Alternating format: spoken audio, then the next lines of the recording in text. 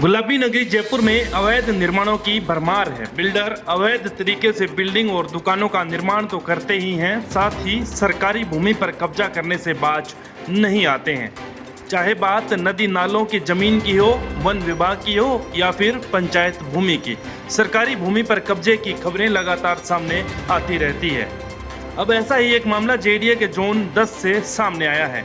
दरअसल जगतपुरा फ्लाईओवर से पहले हुंडई शोरूम के पास वन विभाग की जमीन पड़ती है।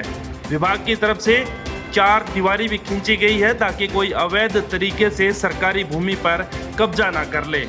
इस मामले में जेडीए पर कार्रवाई को लेकर भेदभाव करने के आरोप लगे हैं। दरअसल हुंडई शोरूम के पास अवैध तरीके से बनाई जा रही एक बिल्डिंग को जेडीए ने इसी महीने की 9 तारीख को सीज कर दिया था। लेकिन हैरान करने वाली बात यह है कि इसी बिल्डिंग के बिल्कुल नज़दीक लगभग 15 दुकानों के निर्माण का कार्य लगातार जारी है। अब सवाल ये उठता है कि जिस बिल्डिंग को अवैध मानकर सीज किया गया उसके पास बन रही इन दुकानों पर कार्रवाई क्यों नहीं की गई।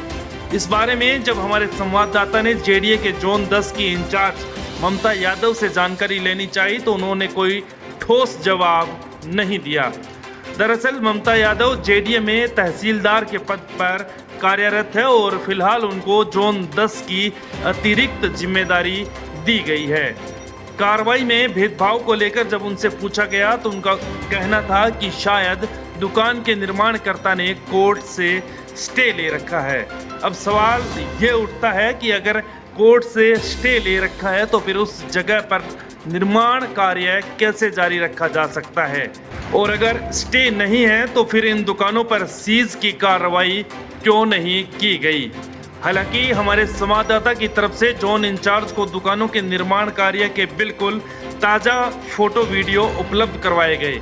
बाकायदा गूगल मैप के आधार पर 18 मई की ताज़ा मौका स्थिति से अवगत भी करवाया गया, लेकिन बावजूद इसके जोन इंचार्ज की तरफ से कोई ठोस जवाब नहीं आया और उन्होंने इस मामले में जल्द कार्रवाई करने का आश्वासन भी दिया।